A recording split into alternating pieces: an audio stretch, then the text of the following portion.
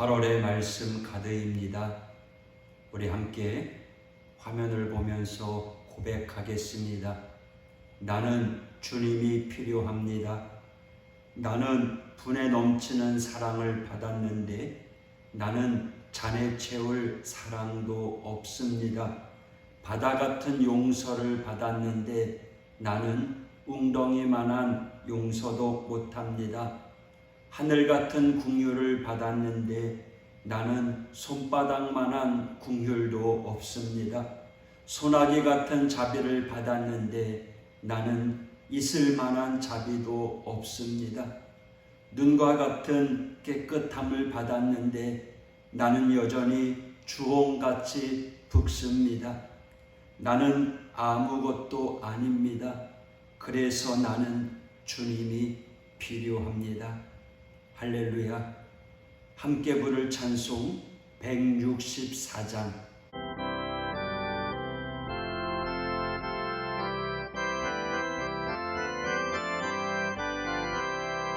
예수 구원했으니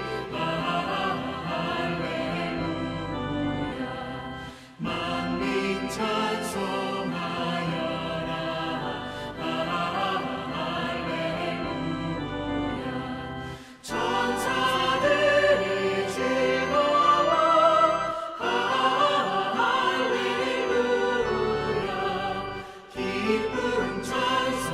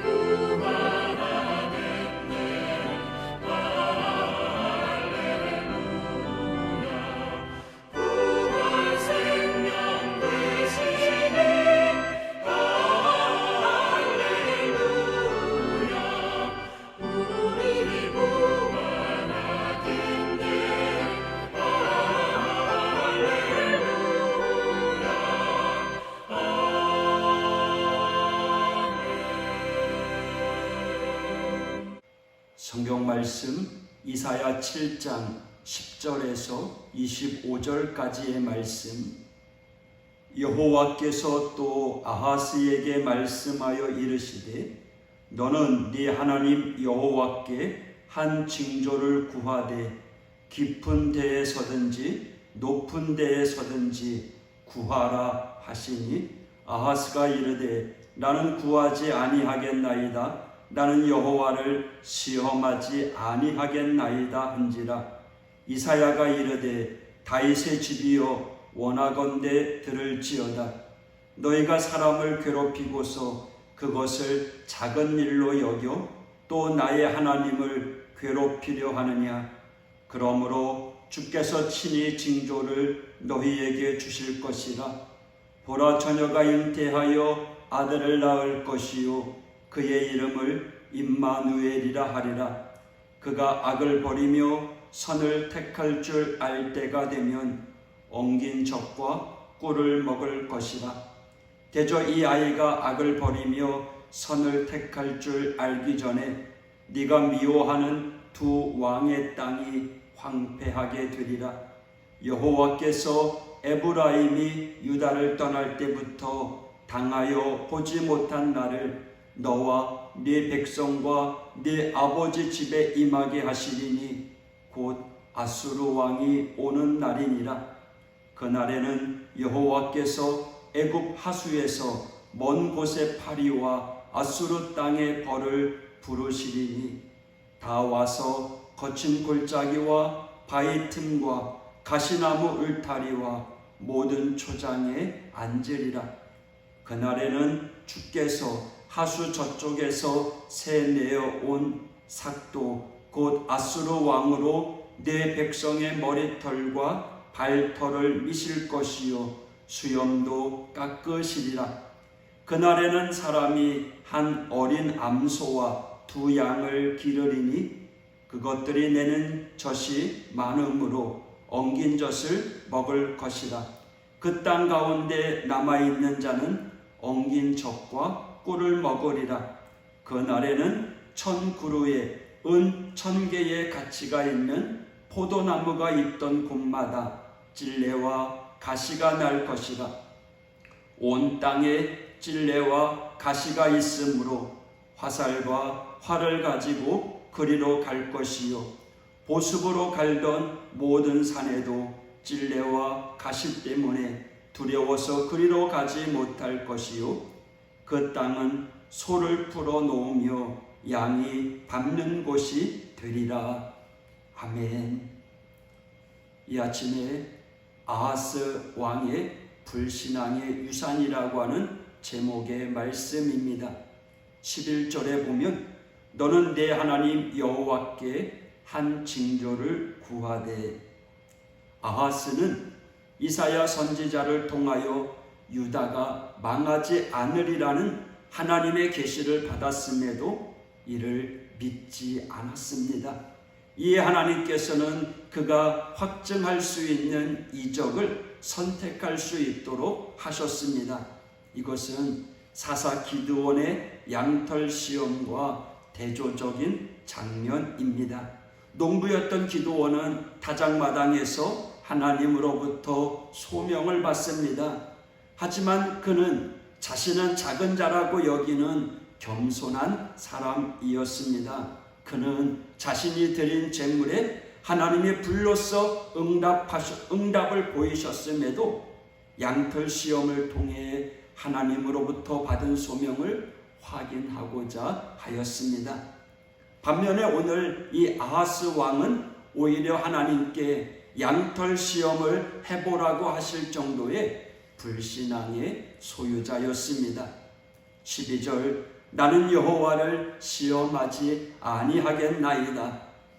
이것은 신명기 6장 16절에 나오는 너희 하나님을 시험하지 말고 라는 율법을 인용해서 한 말이었을 것입니다. 하지만 이것은 아하스의 겸손이 아니라 불신앙에서 나온 것입니다.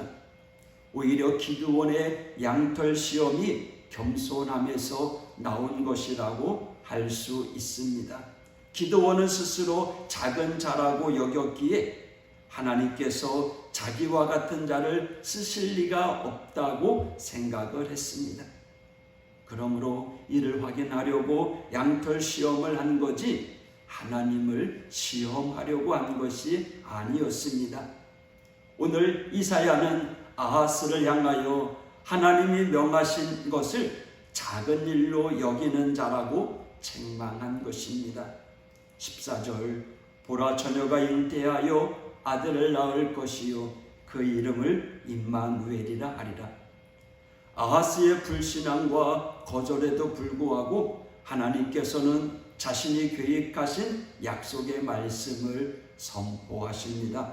바로 임마누엘의 표적입니다. 이 예언은 나중에 이사야의 아내가 된 여선지자에게 임했습니다. 이 예언이 주어진 당시에 그녀는 처녀였습니다. 그녀를 통해 성령으로 인하여 잉태됨으로써 임마누엘의 예표가 되었습니다.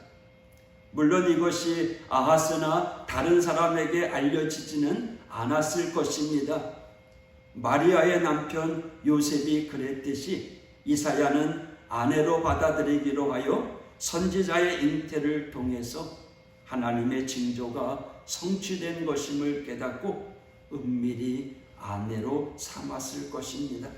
중요한 것은요, 믿던 안 믿던 하나님의 약속은 선포되고 반드시 성취된다는 것입니다. 임마누엘이 무슨 말입니까? 하나님이 우리와 함께 계신다라는 의미입니다. 임마누엘은 하나님이 아브라함과 이삭과 야곱에게 함께 하셨을 뿐만 아니라 출애굽한 광야에서도 구름 기둥과 불 기둥으로 함께 하심을 나타내셨습니다. 가나안 땅을 정복한 후에는 솔로몬을 통해 성전을 허락하신 것은 임마누엘의 하나님을 보여주신 것이며, 신약 성경의 동정녀 마리아를 통해 예수 그리스도를 통해서 임마누엘의 하나님으로 친히 나타나셨습니다. 이후에 예수님이 승천하신 후에 성령님의 임재를 통해서 신약 백성에게 마지막 날까지 함께 하시는 임마누엘의 하나님, 그 하나님은 지금도 우리와 함께 계십니다. 할렐루야. 처음부터 나중까지 임마누엘 되시는 그 야훼 하나님을 찬양하시기를 바랍니다.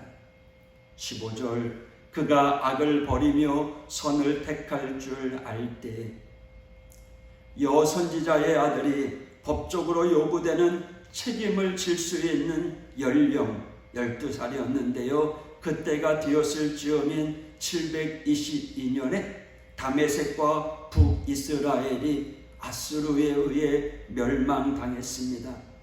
앞서 하나님께서는 아하스를 두렵게 했던 이 아람 그리고 에브라임 두 부직갱이에 불과하다고 하셨던 예언의 말씀이 성취된 것입니다. 하나님은 허투루 말씀하지 않습니다. 아직도 남은 하나님의 예언의 말씀이 마지막 때에 성취될 것입니다. 그것이 바로 종말에 관한 예언의 말씀입니다. 오늘 17절에서 19절의 말씀은 현대인의 성경을 통해 쉽게 이해할 수 있습니다. 17절, 그러나 이스라엘이 유다로부터 분리된 이후 지금까지 겪어보지 못한 가장 무서운 재난을 여호와께서 너희에게 내리실 것이니 그것은 아시리아 왕이 너희를 침략하는 일이다. 그때 여호와께서는 멀리서 파리떼와 같은 이집트 군대와 벌떼와 같은 아시리아 군을 부르실 것이다. 그들은 거친 골짜기와 바위 동굴과 가시덤불과 그 밖의 모든 푸른 땅에 밀어닥칠 것이다. 무슨 말입니까? 북이스라엘의 심판에 대한 말씀입니다. 실제로 당시 두 제국이었던 이집트, 애국과 아수르 간의 전쟁으로 인하여 이들 군대는 파리떼, 벌떼와 같이 온 유다 땅에서 식량과 물자를 탈취하였습니다. 20절, 세네에 온 삭도 곧 아수르 왕으로 네 백성의 머리털과 발털을 미실 것이요. 아수르 왕을 세내었다는 것은 아하스가 하나님의 말씀을 듣지 않고 아람과 북이스라엘 동맹군에 대적하고자 아수르에 뇌물을 주고 아수르로 하여금 개입하게 하였던 것을 말합니다. 결국 어리석은 아하스, 하나님의 말씀의 불순종으로 인하여 히스기야 때인 701년에 아수르의 사네립은 유다의 46개의 성읍을 파괴하고 약 20만 명을 포로로 잡아갔습니다. 이사야 36장 1절입니다. 히스기야 왕 14년에 아수르 왕 산헤립이 올라와서 유다의 모든 견고한 성을 쳐서 취하니라. 하나님의 말씀을, 하나님의 계명을 철저히 지킨 히스기야 왕이었지만 그는 아버지의 불신앙의 결과를 고스란히 떠안아야 했습니다. 그 참담함은 21절에서 25절에 묘사하고 있듯이 온 땅이 황폐되었습니다. 여러분, 아하스 히스기야 왕 때를 바라보면서 우리는 신앙의 유산의 중요성을 잊지 말아야 합니다. 100여 년 전 우리 조상의 신앙으로 이 땅이 세계 중심에 서는 은혜를 누리고 있습니다. 지금 세대가 잘나서가 아닙니다. 지금 이 세대를 살아가는 우리는 다음 세대에 무엇을 물려줄 것인가를 심각하게 고민해야 될 때입니다. 할렐루야. 여러분, 자녀들에게 신앙의 유산을 물려주는 믿음의 부모가 되십시다. 기도하겠습니다. 하나님 아버지, 오늘 아하스 왕의 불신앙의 유산을 통해서 나라가 멸망하는, 나라가 심한 고통을 당하는 그러한 일들을 역사 가운데 배웠습니다. 주님, 100여 년 전 믿음의 선조들의 신앙으로 오늘 우리가 그 은혜, 그 결과물을 받아 누리듯이 이후에 우리 다음 세대를 위해서 기도합니다. 먼저 신앙의 유산을 잘 물려주는 믿음의 부모가 되게 하여 주시고, 우리의 자녀들이 이 험한 세상 가운데 흔들리지 아니하고 하나님 중심의 삶을 살아갈 수 있도록 주님 붙잡아 주옵소서. 환난 가운데 주님의 능력의 장중에 붙잡아 주시고 주님 이끌어 주시옵소서. 오늘 하루도 우리의 삶을 하나님께 의탁합니다. 주님, 태풍의 피해가 일어나지 아니하도록 주님 붙잡아 주시옵소서.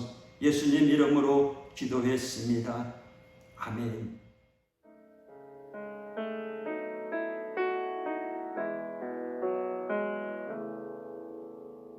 예수, 가장 귀한 그 이름. 예수, 언제나 기도 들으사. 오 예수, 나의 손 잡아주시는 가장 귀한 그 이름. 예수, 찬양하기 원하네. 예수, 처음과 나중 되시는 오 예수, 날 위해 고통당하신 가장 귀한 그 이름. 예수, 왕의 왕이 되신 주. 예수, 당신의 끝없는 사랑. 오 예수, 목소리 높여 찬양해 가장 귀한